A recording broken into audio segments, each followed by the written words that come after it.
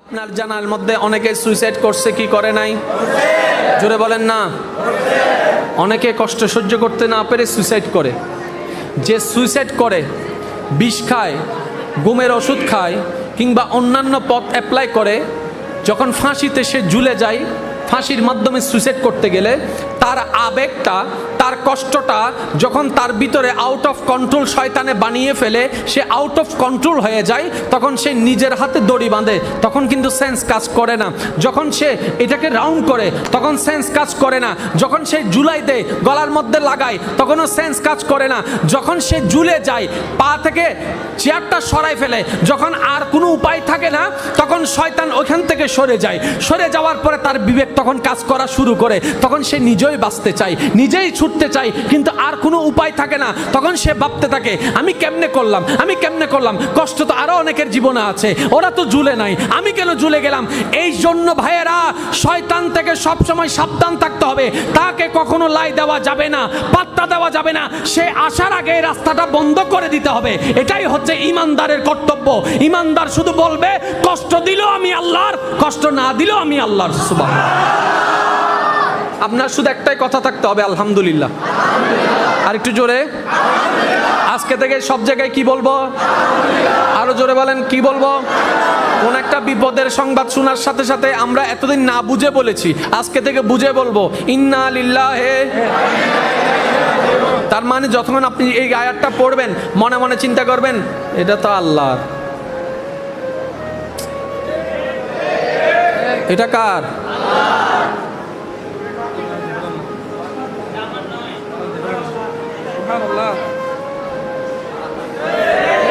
এটা তো আমার, এটা তো আমার, সম্পদ তো আমার, বাড়ি তো আমার, ব্যবসা তো আমার, মা তো আমার, বাবা তো আমার, স্ত্রী তো আমার, সন্তান তো আমার। যদি আমার হতো কবরতে যেত,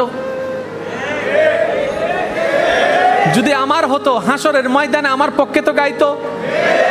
ওইখানে যেহেতু আমার নাই, আমার বলতে কিছু নাই, তো মা বাবা, স্ত্রী পুত্র সন্তান, স্বামী স্ত্রী, এগুলা কি? এগুলা দুনিয়াতে চলার জন্য একটা নাম মাত্র, পরিচয় দেওয়ার জন্য। এটাকে আমার ভাই, এটা বলার জন্য একটা নাম মাত্র, এটা সাময়িক। যতক্ষণ নিঃশ্বাস আছে, নিঃশ্বাস চলে গেলে সমস্ত নাম বিলীন হয়ে যাবে, সবার নামের সাথে লেগে যাবে মরহুম, সবার নামের সাথে লেগে যাবে মরহুম। সবাই আর দেহের কথা বলবে না, সবাই শুধু লাশ বলবে। ডাক্তারের বেলায়ও লাশ, ইঞ্জিনিয়ারের বেলায় লাশ, ইমামের বেলায় লাশ, মুয়াজ্জিনের বেলায় লাশ, ব্যবসায়ীর বেলায় লাশ, বড়র বেলায় লাশ, ছোটর বেলায় লাশ।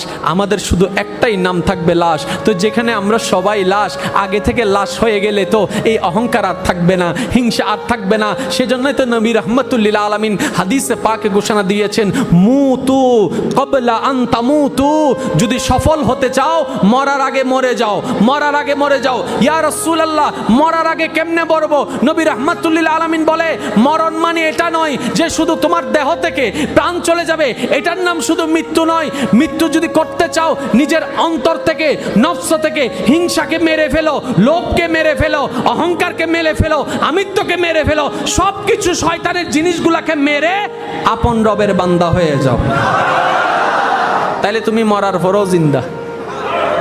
আর একটু জোরে বলেন না সুবহানাল্লাহ। সেজন্য আমি সবাইকে অনুরোধ করব, নামাজটা বেশি দরকার।